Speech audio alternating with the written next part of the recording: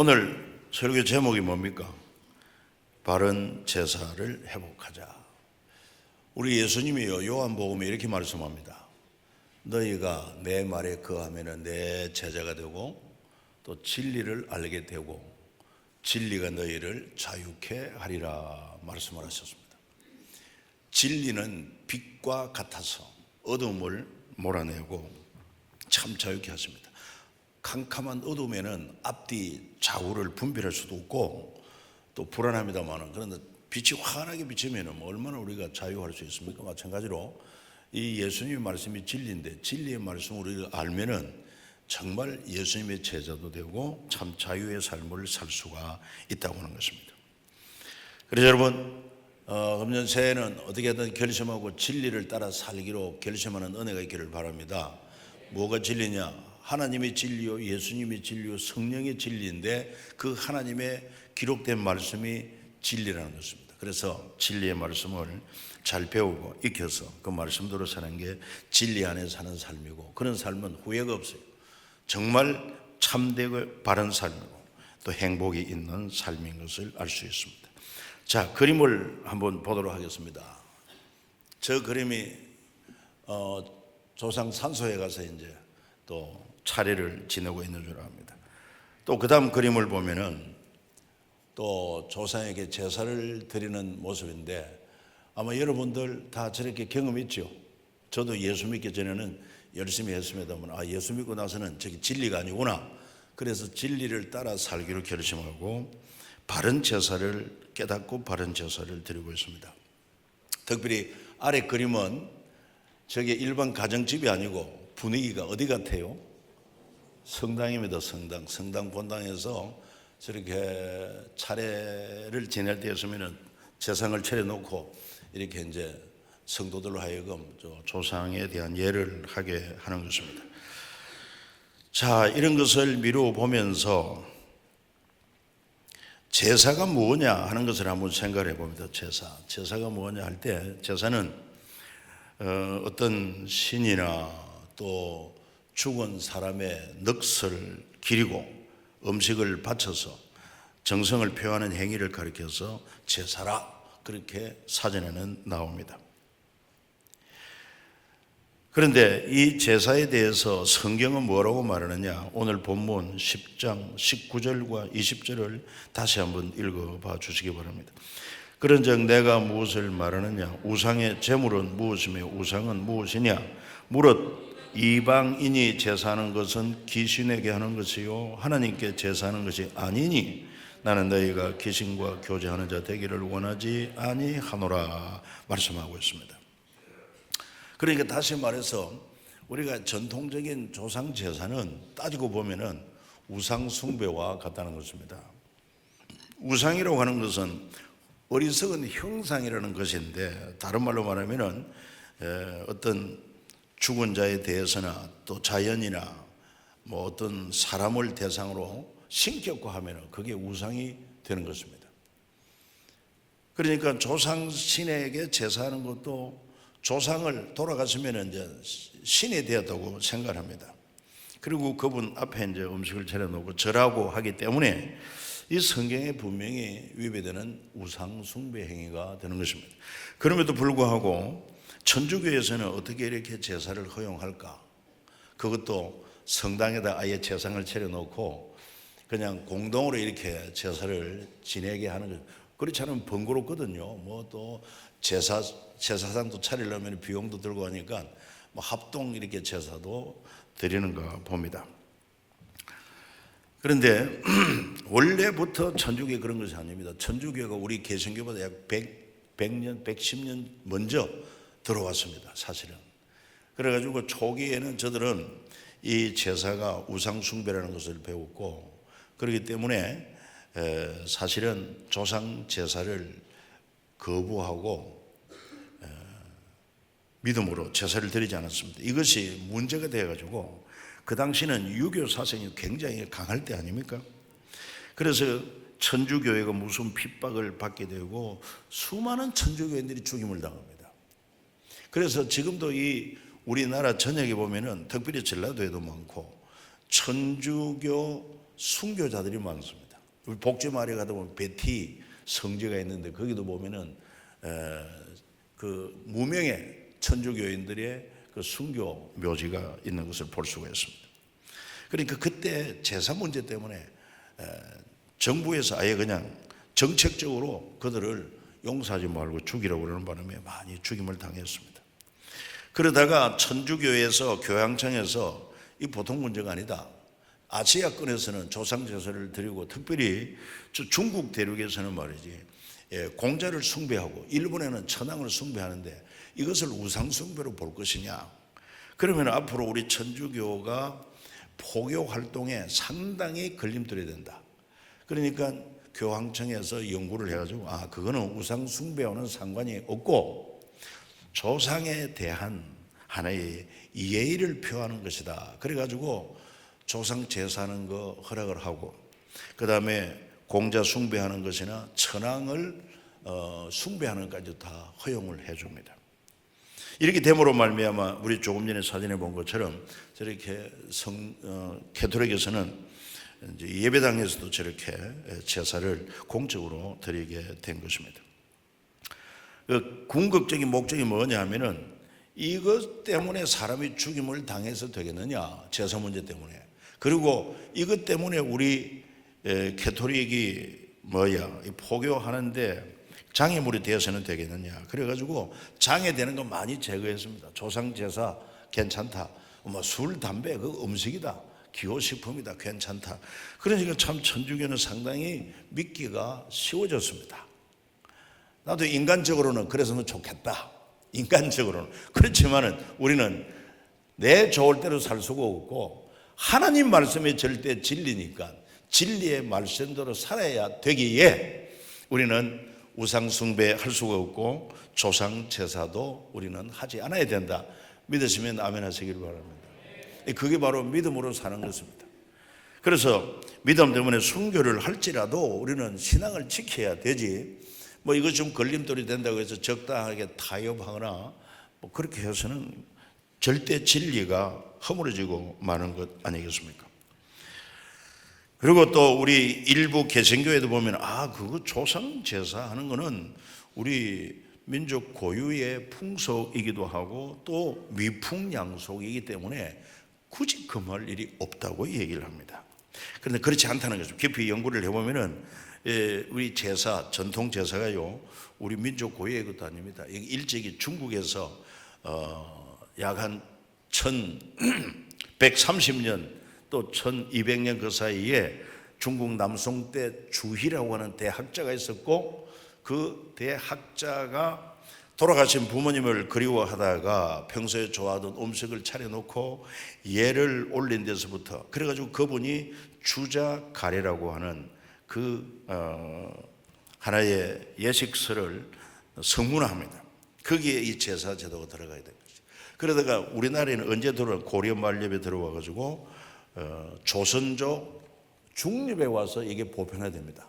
그래가지고 조상 제사가 전통 제사로서 4대까지 제사를 부모, 그 다음에 조부모, 그 다음에 정조부모, 현조부모 이래가지고 4대까지 제사를 드리는 것으로 전통적인 제사가 된 것이죠. 그러니까 우리 민족 고유의 전통이 아닙니다. 또 한 가지 이게 진정 미풍양속이냐? 미풍양속이라고 하면은 이 전통 제사를 통해서 상당히 우리 사회에 우리 인간 또 관계에 있어서 좋은 그런 긍정적인 영향을 미쳐야 되는데 긍정적인 영향보다는 부정적인 영향이 더 크다는 것입니다. 왜 그러냐? 특별히 조상 제사를 잘 드리면 조상신이 천신에게 우리를 위해서 복을 빌어가지고 그래서 후손들이 잘 되고 복을 받는다는 것입니다. 이런 사상 때문에 죽은 조상의 묘를 명당에 모시려고 하고 그 다음에 죽은 자의 조상도 아주 지성정성껏 제사를 드리는 것입니다. 그 결과가 어떻게 나타나냐면은 나이가 들은 늙은 부모는 힘도 없고 아무런 도움도 안 되고 그리고는 자식들에게 짐만 되고 그러나 일단 죽으면은 조상 신이 되어가지고 천신에게 우리 후손들을 위해서 복을 빌게 되므로 우리가 잘 된다는 것입니다. 그 결과가 살아있는 부모는 경시하고 죽은 후에는 제사만 잘 드리는 이런 나쁜 영향을 미치게 되었다는 것입니다. 생전에는 불효하고 사후에 효도하는 이것이 바로 제사가 우리에게 미치는 부정적인 효과다 볼 수가 있습니다. 뭐 그 외에도 한때는 제사가 얼마나 많습니까? 그래서 시간도 또 물질도 많이 과다 소비를 해야 했고, 또 이 제사 때문에 서로 그냥 또 집안끼리 분란도 일어난 것도 사실입니다. 그러니까 미풍양속이 아니다 결론을 내릴 수 있어요. 특별히 이게 이제 신앙적으로 볼 때 얼마나 큰 문제가 되는지 몰라. 조상제사는 첫째, 하나님이 금하신 제2계명을 범하는 명백한 죄가 되기 때문에 그렇습니다. 제1계명이 뭡니까? 나 외에 다른 신을 두지 마라. 2계명은 우상 만들지 말고 우상 앞에 절하지 말라.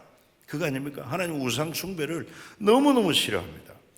왜 하나님이 이처럼 우상을 만들지 말고 우상에 절하지 말라고 하느냐 하면은, 우상 숭배는 곧 창조주 하나님을 피조물로 이렇게 격화시키는 것이기 때문에 하나님을 모독하는 거예요.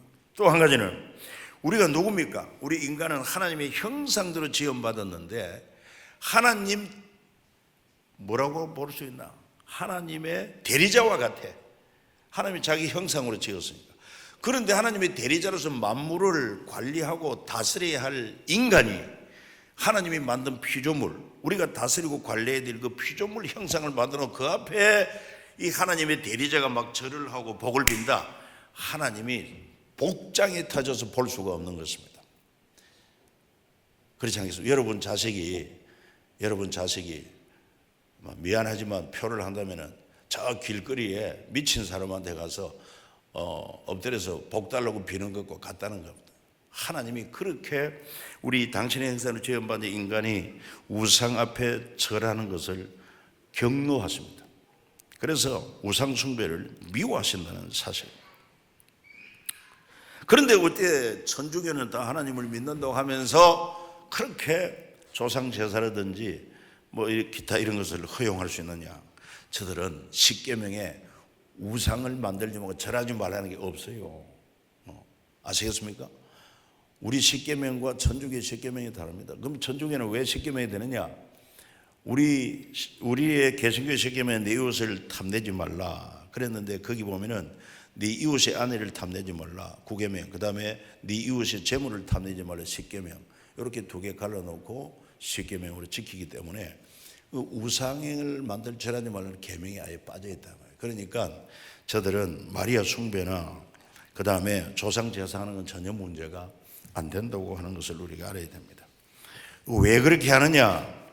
그 캐톨릭에서는 우리와 다른 게, 우리가 딱 경계하는 게 뭐냐 하면은, 우리는 철저하게 하나님이 계시한 말씀 중심인데, 캐톨릭에서는 성경도 중요하지만은 교황청에 교황이 성경의 권위와 동등한 권위가 있다. 그래서 교황청에서 교황이 말하면은 성경의 권위와 동등하다는 것입니다. 그러니까 조상 제사하는 것도 괜찮다. 제사를 허용하게 되고 그렇게 나가는 것입니다. 둘째로, 이 전통 조상 제사는 귀신의 존재에 대하여 우리로 하여금 오해하게 만듭니다. 그러니까 예를 들어서 우리가 전통 제사는 누구에게 돌아가신 조상의 귀신이 오셔서 그 정성을 받고 제사를 이렇게 드시는 걸로 우리가 알고 있습니다. 그렇지 않습니까? 그렇지 않으면 제사 드리지 않죠. 그런데 성경이 말하기를 뭐라고, 이방인의 제사하는 것은 귀신에게 하는 것이고 그랬는데, 그 귀신은 돌아간 우리 조상의 혼이 아니야. 성경이 말하는 귀신은 뭘 말하냐면은 바로 원래는 천사들이었어. 천사장 루시퍼가 하나님을 거역하고 하나님처럼 높아지려고 할 때 그 천사장 루시퍼와 함께 하나님을 대적한 타락한 천사들이 귀신입니다, 여러분. 우리 흔히 귀신 들렸다. 그래서 이런 귀신은 바로 이 타락한 천사들의 무리지 죽은 자의 귀신이 아니라고 하는 것입니다. 그런데 교묘하게도 이 타락한 천사의 이 귀신들이 말이요, 사람들을 속입니다. 어떻게? 돌아간 조상의 신처럼. 그래가지고 귀신을 쫓아낼 때 귀신에 나가라 하면은 너 정체가 뭐냐 물어보면은 뭐 아무개 고모 할머니다 뭐 그러기도 하고 자기 조상을 흉내내고 영락없이 조상인 척합니다. 사람이 속습니다. 야, 진짜 죽은 조상이 귀신이 있구나. 그건 속는 거다 이 말이에요. 그 사실을 뭘로 알 수 있느냐? 성경은 신명기 18장 11절에 여러분 앞에 자막에 나오는 거 보십시오. 지는 자나 신접자나 박수나 초혼자 너희 가운데 용납하지 말아라. 그들을 다 죽이라고 그랬어요. 그 다음에 또 18장 14절에 보면은 네가 쫓아낼 이 민족들은 길흉을 말하는 자 점쟁이 말을 듣거니와 내게는 네 하나님의 여호와께서 이런 일을 용납하지 아니한다. 왜 신접한 자, 초혼자, 죽은 자의 혼을 불러내는 초혼자, 영매자, 이 영적으로 죽은 자와 이렇게 교통하는 이런 자들을 하나님이 허용하지 않느냐? 이게 전부 다 타락한 천사의 무리, 귀신의 장난이기 때문에, 그래가지고 진리를 믿지 못하게 하기 때문에, 진리를 혼잡하기 때문에 이런 자들을 너희 가운데 용납하지 말라고 하는 것입니다. 그런데 성경에도 보면은 사무엘상 28장에 가서 보면은 실제로 그 신접한 여자가 나와요. 그래가지고 죽은 자의 혼을 좀 불러내라고 그랬더니만, 주문을 했더니만 진짜 죽은 자의 혼이 나오는 겁니다. 사무엘의 혼이 나오는 것입니다. 그러면 성경에 나오는 그걸 뭘 어떻게 이해해야 되느냐? 그게 거짓말이라는 거야, 거짓말. 그게 사탄의 속임이라는 것입니다. 성경 분명히 말합니다. 사람이 죽으면은 하나님의 택함받은 구원받은 자는 바로 천당으로 갑니다. 또 그 다음에 믿지 않는 자는 바로 지옥으로 분리되고 중간지대가 없어요.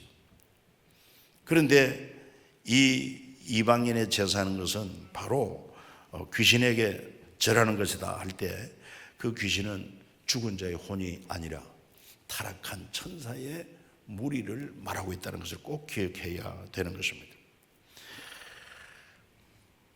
그리고 이로 말미암아 또 세 번째 나쁜 영향은 뭐냐? 하나님의 심판을 부정하게 됩니다. 그것이 무슨 말이냐면요, 사람이 죽으면은 딱 갈라진다고 그랬습니다. 천국과 지옥으로. 그런데 일반적으로 이 전통 조상 제사를 지내면은 죽은 자의 혼이 떠돌아다니는구나. 그러다가 제사 날이 되면은 자기 집에 와서 후손들이 제사의 음식을 또 대접받기도 하고 정성을 받기도 하는구나. 전혀 그럴 수 없습니다. 한때 굉장히 젊은이들에게 인기 있었던 사랑과 영혼이라는 영화도 마찬가지입니다. 거기도 보면은 죽은 자의 혼이 자기 사랑하는 여자친구를 배회하면서 그를 돌봐주는 것이 아름답게 미화되어 있지만은, 그래서 그건 반기독 영화, 반진리의 영화, 뉴에이지 영화라고 하지 않습니까? 결코 그렇지 않다는 것입니다. 성경이 분명히 말합니다. 누가복음 16장 26절입니다. 그 분명히 말하기를 그뿐 아니라 너희와 우리 사이에 큰 구렁텅이가 놓여 있어 여기서 너희에게 건너가고자 하되 갈 수가 없고 거기서 우리에게 건너올 수도 없게 하였다. 죽으면은 천당과 지옥으로 나누어져서 왔다 갔다 안 됩니다. 죽은 자의 혼이 마음대로 막 떠돌아다니는 게 아닙니다. 꼭 믿으시기를 바랍니다. 그러니까 죽은 자의 제사하는 전통 이방인의 제사는 그거는 타락한 천사 귀신들에게 하는 것이지 하나님께 드리는 제사가 아니다 하는 것입니다. 그리고 우리 그리스도인들은 이런 진리를 분명히 알아서 일반 전통적인 제사의 유래는 어떻게 되고, 그게 바로 중국 남송 때 주일하는 학자에 의해서 돌아가신 부모를 기억하다가 좋아하는 음식을 차려놓고 예를 한 데서부터, 그 다음에 학자니까 이것을 주자가래라는 성문집을 만들면서 이게 제사가 시작되어서 우리 한국에 흘러 들어온 것이다, 이것을 알아야 돼요. 그러면 참된 제사는 뭐냐? 참된 제사의 기원은 바로 성경에 나옵니다. 하나님께서 그 제사를 가르쳐 주신 거예요. 제사의 기원은 하나님께서 시작하셨다, 하나님께서 가르쳐 주셨다는 것입니다. 그게 바로 창세기 3장 21절에 나오는 말씀인데, 여호와 하나님이 아담과 그 아내를 위하여 가죽옷을 지어 입히시니라. 무슨 내용입니까? 원래 하나님은 당신의 형상대로 인간을 만들어 주었어요.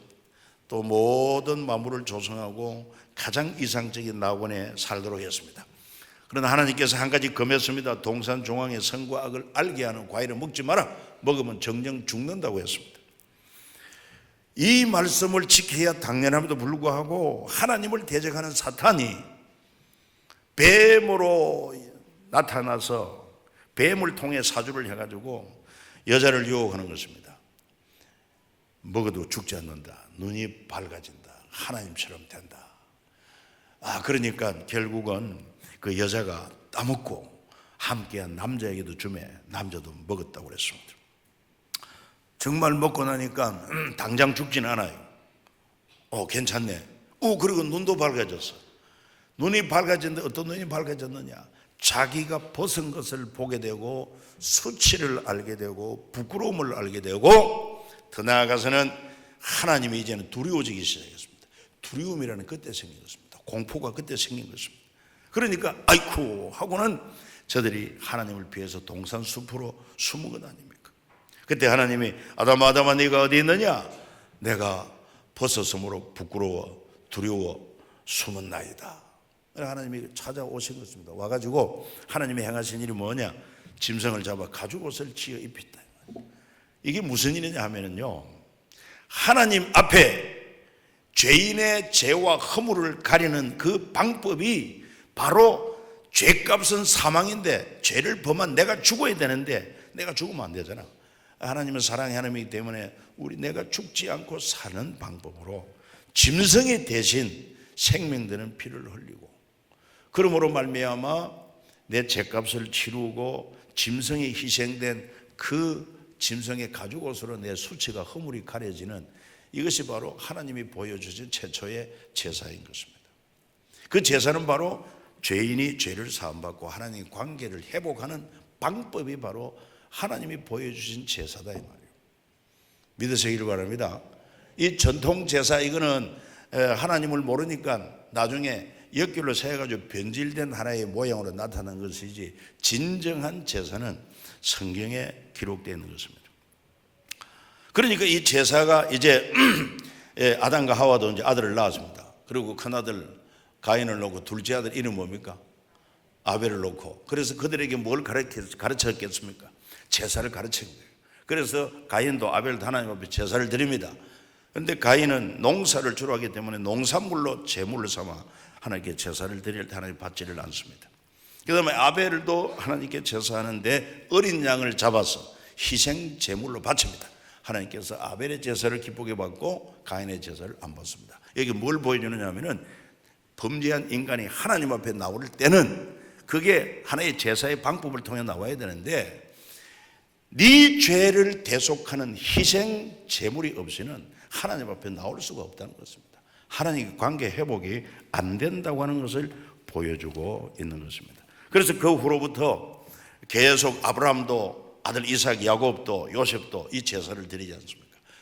그러다가 마침내 이제 하나님께서 이스라엘 민족을 애굽에서 이끌어낼 때 지도자 모세를 통해서 시내산에서 확실하게 율법을 주셔가지고 성전을 짓게 하고 그 다음에 제사 제도를 가르쳐 주신 것입니다. 인간은요 율법을 통해서 아이고 율법을 지킬 수 없는 내가 죄인이구나, 율법을 범한 죄인이구나. 그러면 죄값은 뭐냐? 죄값은 죽음이야, 사망이에요. 그러면 내가 죽어야 되는데 하나님 살고 싶어요.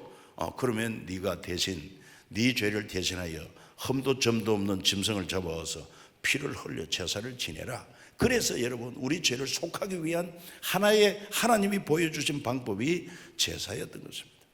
그래가지고 그 제사가 쭉 이어져 오다가 그거는 모형이야. 드디어 완성될 때가 왔는데 성경을 찾아주시기 바랍니다. 히브리서 10장을 한번 찾아봐 주시기 바랍니다. 히브리서 10장 페이지로는 아마 363쪽이 되는지 모르겠습니다. 신약 성경이 없으면 옆 사람 성경을 같이 좀 봐주시기 바랍니다.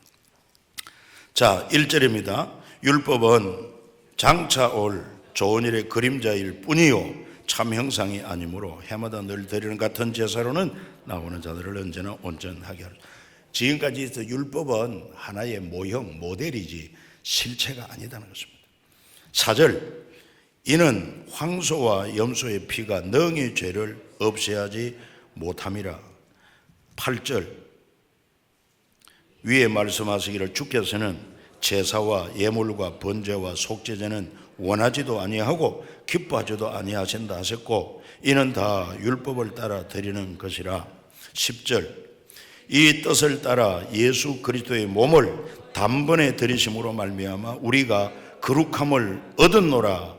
12절 오직 그리스도는 죄를 위하여 한 영원한 제사를 드리시고 하나님 우편에 앉으사. 14절 그가 거룩하게 된 자들을 한 번의 제사로 영원히 온전케 하셨느니라. 할렐루야. 구약시대에 인간의 죄, 내 죄를 속하기 위하여 짐승을 잡아 피 흘려서 내 죄 사함 받는 것은 이거는 하나의 모형에 불과하고 실체는 죄 없는 사람이 내 죄를 담당해야 되는데 세상에 죄 없는 사람이 어디 있습니까? 그래서 하나님이 세상을 이처럼 사랑하사 독생자를 주셨으니 그 독생자 되신 예수께서 우리 죄를 위하여 십자가에 생명되는 피를 딱 흘리고 죽으실 때 단번에 영원한 속죄 제사가 완성된 줄 믿으시기를 바랍니다. 이제 더 이상 제사는 없어요. 속죄 제사로 완성이 된 것입니다. 이게 성경의 진리가 말하는 제사에 대한 확실한 진리인 것입니다. 그 외의 제사는 전부 다 원래 하나님이 주신 제사를 갖다가 잘못 알고 변질되고 이렇게 변형된 것에 불과하지. 그런 제사는 하나님이 받질 않습니다. 그건 차라리 하나님께 제사하는 것도 아니고 귀신에게 제사하는 것이고 범죄하는 것이 되기 때문에 바른 제사를 드려야 한다는 것입니다. 그래서 이 제사가 필요한 사람은요, 모든 사람이 이 제사가 필요합니다. 왜? 모두 죄인이기 때문에. 죄 없는 사람 아무도 없어요. 그래서 이 제사를 드려야 되는데 어떤 제사를 드려야 되느냐? 이제 예수님이 이 제사를 완성했기 때문에 이 제사를 완성한 예수 그리스도를 믿으면 되는 것입니다. 그래서 예수님이 십자가에 못 박혀 피 흘려 죽으심이 내 죄를 단번에 해결하심이고 그 다음에 그분은 죽었다 사흘 만에 부활하심으로 죽음도 해결한 죄와 죽음을 해결한 구원자가 되시는구나. 이 예수를 믿을 때 여러분 우리는 단번에 영원한 속죄가 이루어져서 다시는 죄가 우리를 주장하지 못해요. 하나님은 우리 과거, 현재, 미래에 걸쳐서 죄를 묻지도 않고 거룩하다고 인정하는 줄 믿으시기를 바랍니다. 그래서 예수를 믿는 게 이렇게 중요한 거예요. 왜? 예수님이야말로 제사의 완성이 되었기 때문에. 자, 이제는 신약 시대에 예수님은 그래서 대제사장이 되었습니다. 구약의 대제사장은 사람의 손으로 지은 지성소, 성소, 지성소 들어가 섬겼지만 참 대제사장으로 오신 분은 사람의 손으로 지은 성전이 아닌 그 원형이 되는 하늘나라 성소에 들어갔었기 때문에 그래서 이제는 구약시대처럼 제사 드릴 필요가 없어요. 그저 예수만 믿으면 그 예수의 십자가 보혈의 공로로 우리 죄가 해결되는 거예요. 죄에서 구원받는 거예요. 죽어도 다시 사는 거예요. 영원히 살게 되는 줄 믿으시기를 바랍니다. 이게 바로 제사의 본질이고 제사의 참 원형이라고 하는 것을 알고 예수님이야말로 이 제사를 완성하신 분이다. 그런데 놀랍게도 성경은 이제 우리에게 말하기를 이제 예수 믿는 우리를 가르쳐서 너희가 제사장이다 말하고 있습니다. 제사장, 제사 드리는데 전문가요, 제사의 어른이라는 것입니다. 그래서 성경은 우리에게 말합니다. 베드로전서 2장 5절에 보면은 너희는 신령한 제사를 드릴 거룩한 제사장이다. 여러분 한번 따라합니다. 신령한 제사를 드릴 거룩한 제사장이다. 옆 사람 보고 당신이 제사장입니다. 인사 한번 해봐요. 제사의 전문가라는 거야. 제사의 전문가. 이 전통 제사에 주눅 들지 말고 전통 제사의 유래가 어떤지 좀 쫙 설명을 해주고 진짜 제사는 그게 아니고 바로 창조주 하나님 앞에 범죄한 우리 죄를 해결하기 위하여 하나님이 보여주신 그 희생 제사가 원형이요, 원형. 그런데 우리가 진리를 모르니까 변질이 돼가지고 이렇게 귀신에게 절하는 우상숭배가 되고 마는데 바른 제사를 드려야 됩니다. 제발. 이래가지고 진짜 설득을 할 수 있어야 돼요. 여기에 대해서는 이제 우리가 간단한 유인물로 해서 보냈는데 조금 정리 소책자를 만들어 가지고 좀 배포를 해야 되겠고, 우리 기독교 문화원에 제가 이사장으로 있는데 기독교 문화원에도 이걸 좀 해서 좀 세미나도 하고 이렇게 가지고는 진짜 바른 제사를 우리 그리스도인이 해보아야 된다. 그러면 이제 우리를 제사장으로 그랬는데, 그러면 신약 시대의 제사는 어떤 제사를 드려야 되느냐? 이제 우리 죄를 속하기 위한 제사는 다 해결됐다 이 말이에요. 됐으니까 하나님은 우리를 향해 네가 이제는 제사장인데 거룩한 제사를 드리라, 신령한 제사를 드리라. 첫째는 어떤 제사냐? 네 몸을 하나님이 기뻐하는 거룩한 산 제물로 드리라는 것입니다. 이 죄, 이 몸 가지고 예수 피로 구원받은 몸이니까 이 몸 가지고 죄 짓는 데 쓰지 말고, 악한 데 쓰지 말고, 오직 하나님이 기뻐하는 일에 네 몸이 쓰여져야 이게 하나님이 받으시는 영적 예배라. 할렐루야. 이런 귀한 제사를 드리는 제사장이 되라. 그리고 또 하나님은 어떤 제사를 기뻐하느냐? 이제는 찬송의 제사. 하나님이 찬송을 부를 때 얼마나 기뻐하는지, 그 찬송의 제사를 드릴 때, 찬송 하나 부를 때 곧 뿔이 있는 황소를 바치는 것보다 더 기뻐한다고 하나님이 이야기를 했어요. 여러분, 황소 한 마리 하나님께 바치려고 하면은 최소 500만 원 이상 할 거예요. 하나님 앞에 헌금을 500만 원에서 많이 해도 할지 모르지만은 그거보다도 찬송을 드릴 때 하나님이 그만큼 기뻐한다는 것이니 찬송을 많이 부르라는 것입니다. 그 다음에 또 히브리 13장 16절에는 선행의 제사, 정말 가난한 자를 또 소외된 자를 돌보고 사랑을 실천하고 구제하고 이런 선행의 제사를 하나님이 그렇게 기뻐한다는 거예요. 이런 제사가 진짜 제사라는 것입니다. 그 다음에 기도의 제사를 말하고 있습니다. 계시록 8장 3절 4절에 보면은 우리가 하나님 앞에 기도할 때 그 기도를 얼마나 하나님이 기뻐하는지, 이런 금 항로에다가 우리 기도를 받아가지고 하나님 보좌로 올라간다는 거예요. 그만큼 우리 기도를 하나님이 기뻐하신다는 것입니다. 그 다음에 마지막으로 하나님이 진짜 기뻐하는 제물은 뭐냐? 우리가 예수의 십자가 부활의 복음을 전해가지고, 안 믿는 사람에게 복음을 전해가지고 그 한 사람이 이제 전도돼가지고 교회로 나올 때, 하나님 앞에 예배 드릴 때 이 한 영혼의 가치를 천하보다 더 귀하게 여긴다고 그랬어요. 그러니까 온 천하를 하나님 앞에 우리가 헌금을 했다면 이건 대단한 헌금이 아닐 수 없어요. 그런데 하나님은 한 영혼 전도해서 구원해가지고 하나님 앞에 제물로 바치면은 온 천하보다 더 귀한 제물이 된다고 하는 것을 믿으시길 바랍니다. 이런 제사를 드리는 이제 제사의 전문가, 참 바른 제사를 드리는 제사의 전문가가 되어야 한다. 그 사실을 성경이 분명하게 우리에게 보여주고 있다 이 말이죠. 여러분, 이제부터 정말 우리의 대제사장, 영원한 대제사장 예수 그리스도요, 그를 믿는 우리를 제사장으로 삼아주신 것 기억하셔서 정말 우리 몸을 하나님이 기뻐하는 산 제물로 바쳐서 영적 예배자가 되고, 그 다음에 또 늘 찬송의 제사, 선행의 제사, 기도의 제사, 그 다음에 열심히 전도해가지고 한 영혼을 주님 앞에 제물로 바칠 때 하나님이 온 천하보다 더 기뻐하는 그런 참 제사에 여러분 제사를 회복하는 우리 그리스도인 모두가 되기를 예수 이름으로 축복합니다. 할렐루야. 여러분이 제사의 전문가입니다.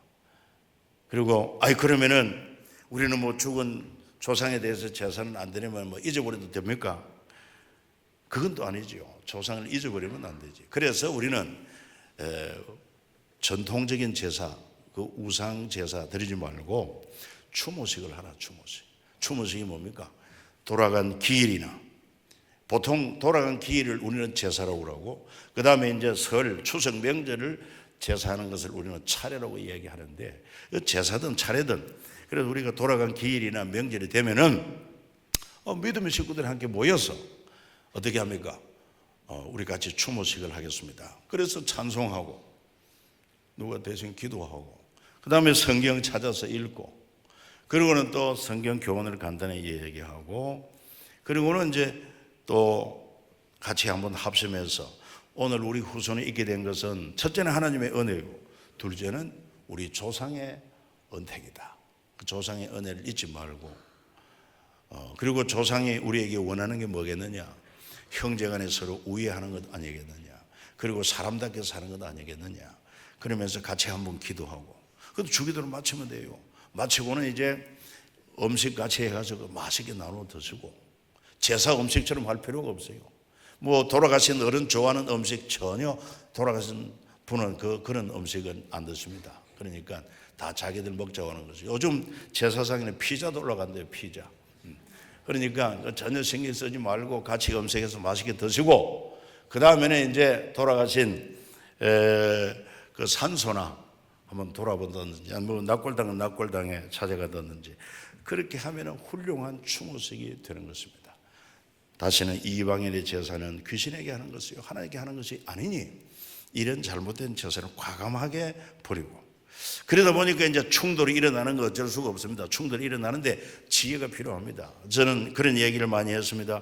저도 우리 집안의 장남이고 또 유교 집안이고 뭐 제사에 굉장히 중시하는 집안 아니었습니까? 얼마나 제사를 정성껏 드리는지 몰라요. 귀신 올 때쯤 되면은 등불 들고 나가서 맞이해가지고 모시고 온다니까. 이렇게까지 정성을 다하는데, 그러나 내가 예수를 알고 진리를 알고 나서부터는 바른 제사를 드려야 된다. 그래가지고 고향에 부모님을 비롯해서 우리 집안 어른들 이런 마음을 주었어요. 명절 내려가면은 사전에 선물을 가져오면 선물. 그래가지고 뭐 양말부터 해서 내복 같은 거 이것도 준비해가지고 선물 한번 싹 돌립니다.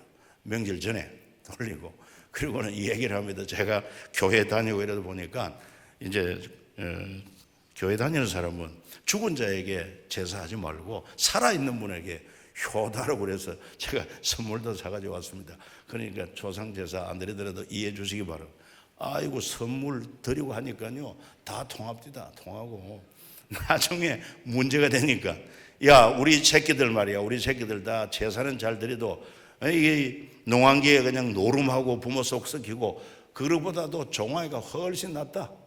어른 섬길 줄 알고, 그래가지고 인정받고 저는 뭐 제사에 자유하게 되고, 마침내 우리 부모님도 다 교회 나오게 되고, 진짜 여러분 효도하게 된 줄로 믿습니다. 오늘 주신 말씀 생각하면서 정말 그러네요. 이 진리를 알지니 진리가 너희를 자유케 한다. 진리를 모르면 속습니다. 후회합니다. 그러나 진리는 참이기 때문에 후회가 없어요. 행복해요. 정말 바른 삶이 되는 것입니다. 그 가운데 전통 제사에 대해서도 우리가 진리 안에서 딱 조명해 볼 때, 이것은 성경이 말하는 대로 이거는 바로 타락한 천사들이 귀신의 무리에게 쏟는 것이구나. 아니다. 살아있는 부모에게 효도하자. 살아있는 어른들을 잘 섬기자. 이런 방향으로 하고 하나님이 기뻐하시는 거룩한 산 제사를 드리는 참 제사장이 되게 해달라고, 그래 같이 한번 기도하겠습니다. 같이 기도하시기 바랍니다. 할렐루야. 하나님 감사합니다. 찬송합니다. 오늘도 이렇게 또 명절 연휴 중에 하나님 주일을 맞이하여 기억하고 주님 앞에 나와서 예배하며, 오늘도 귀한 진리의 말씀으로 이방인들이 제사하는 것은 타락한 천사 귀신들에게 제사하는 것이요 하나님께 제사하는 것이 아닌즉, 우리 하나님의 자녀들이 귀신과 교제하는 것을 원치 아니한다고 하시면서 참 바른 제사를 알고 바른 제사를 회복하기를 원하시는 하나님 말씀을 마음에 듣고 확신하고 믿음으로 진리 가운데 사는 자 되게 하여 주시오며, 이제 예수 믿는 우리 모두는 신약시대의 제사장이라고 주님이 말씀하십니다. 놀라운 직분이 아닐 수가 없습니다. 이 제사장으로서 참 바른 제사를 드려야겠는데, 먼저는 영과 진리로 예배하고, 그러면서 또 우리 몸을 하나님이 기뻐하시는 거룩한 산 제물로 바치고, 또 늘 삶의 현장에서 찬송을 부르고 선을 행하고 기도를 드리고, 그리고는 전도해서 안 믿는 이방 사람들을 주님 앞으로 인도할 때 온 천하보다 더 기뻐하신다고 했사오니, 주여 정말 신령한 제사를 드리는 거룩한 제사장들이 되게 도와 주옵소서. 이처럼 우리 제사장의 친분을 알고 바른 제사를 드리는 자들을 하나님이 기뻐하시고, 하나님이 저들에게 은혜와 복을 주셔서 자손만대로 주님 앞에 영광이 되어지고, 할렐루야, 이 땅에 사는 동안에도 참 놀라운 하나님의 은혜와 복을 누리게 하여 주옵소서. 예수님 거룩한 이름으로 기도드리옵나이다. 아멘.